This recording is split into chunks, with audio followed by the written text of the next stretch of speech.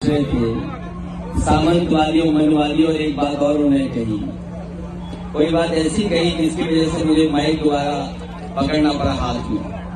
मैं केवल अजयगढ़ के लोगों से कहना चाहता हूं और अपने पत्रकार साथियों से कहना चाहता हूं, ये लड़ाई हजारों साल पुरानी है। अभी भी इस लड़ाई का कोई रास्ता नहीं निकला है। कोई कल्पना कर सकता है कि नेताजी डिफेंस मिनिस्टर रहे हों, नेताजी 3 बार मुख्यमंत्री रहे हों, मैं खुद मुख्यमंत्री रहा हूं। जब हमने अपना मुख्यमंत्री आवास खाली किया तो उत्तर प्रदेश के मुख्यमंत्री जो योगी जी हैं, उन्होंने गंगा जल से धुलवाया था मुख्यमंत्री, तब जाकर के वो मुख्यमंत्री आवास में गए थे। क्या आज कल्पना कर सकते हो आप?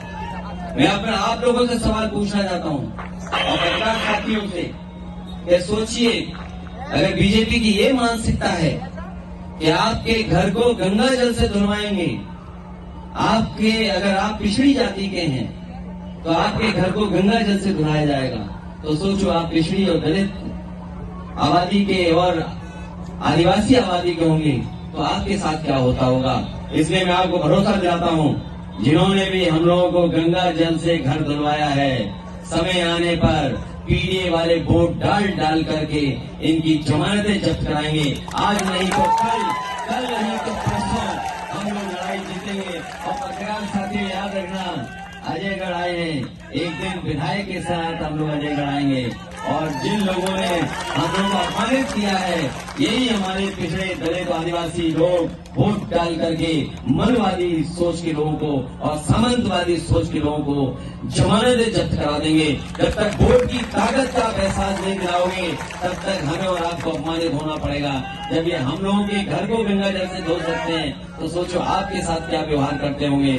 मैं उम्मीद करता हूं कि आप लोग सब मिलकर के साइकिल चुनाव चिन्ह की मदद करना, एक बेर वोट दे देना। और पत्रकार साथियों से मैं कहूंगा, अपने मालिकों की तरह तुम मत बिक जाना, कम से कम हम लोग की न्यूज ही जरूर दिखाना।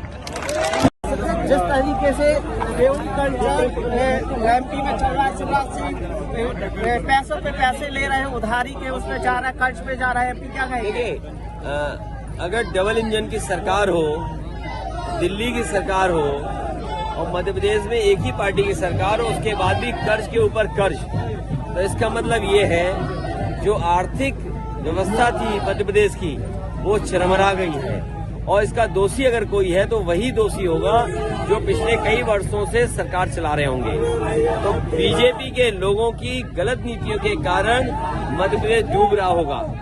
लेकिन वहीं अगर जनता को और खासकर गरीबों को सुविधा देने के लिए अगर कर्ज भी लेना पड़े तो कर्ज से पीछे नहीं हटना चाहिए। राम मंदिर को लेकर के अब तो कांग्रेस भी राम मंदिर का मुद्दा बना रही है। अगर कांग्रेस ये कहती है और कांग्रेस के वो नेता ये कहते हैं जिनके नाम में ही बीजेपी है, उनके नाम में ही बीजेपी का चुनाव चिन्ह है, तो कोई नई बात नहीं है। और फिर उन्होंने वो इतिहास याद दिलाया, और जो सच्चा इतिहास दिलाते हैं वो कांग्रेस के सच्चे सिपाही हैं। जिन्होंने सच्चे इतिहास को बताया है वो सच्चे कांग्रेसी हैं।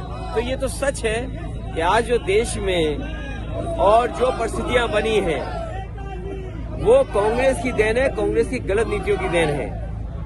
कमलनाथ जी खुद कहते हैं कि जो राम मंदिर का ताला है वो राजीव गांधी जी ने तोड़ा। वही मैं कह रहा हूँ कि मैं उनके नाम में ही बीजेपी का चुनाव चिन्ह देख रहा हूँ। और अगर वो इतिहास को सही तरीके से और सच बता रहे हैं तो उन्हें तो धन्यवाद और बधाई देना चाहिए। सर, बिहार के मुख्यमंत्री नीतीश कुमार जी के द्वारा विधानसभा में बयान दिया गया, अब उस बात पे चर्चा बहुत हो चुकी है। उन्होंने खेत प्रकट कर लिया, माफी मांग ली। तो कई बार कोई बात कहने का जो मकसद होता है वो दूसरे तरीके से होता है, लेकिन जो उनसे कहने के तरीके में गलती हुई उसको उन्होंने स्वीकार कर ली और गलती मान ली। इसलिए अब उस पर चर्चा हमें और आपको भी नहीं करनी चाहिए। लेकिन जाति गणना की बात कर रही है कांग्रेस, जिसने कभी सामाजिक न्याय की बात नहीं की, आज सामाजिक न्याय की बात कर रहे हैं। मंडल कमीशन जिसकी सिफारिशें लागू करने में सालों साल लग गए, आखिरकार मंडल कमीशन की सिफारिश को कौन रोके था? कांग्रेस रोकी थी। जाति गणना कौन रोके था? कांग्रेस रोकी थी। वो एक इतिहास का पन्ना है। लेकिन अब तो बीजेपी भी जाति गणना कह रही है। मैं समझता हूँ, समाजवादी पार्टी का मानना है कि सामाजिक न्याय तभी मिलेगा जब जाति गणना हो और हर एक को आबादी के हिसाब से हक और सम्मान मिले, और तभी जाकर के बाबा साहब भीमराव अम्बेडकर जी का सपना पूरा होगा। धन्यवाद प्रेस का। पब्लिक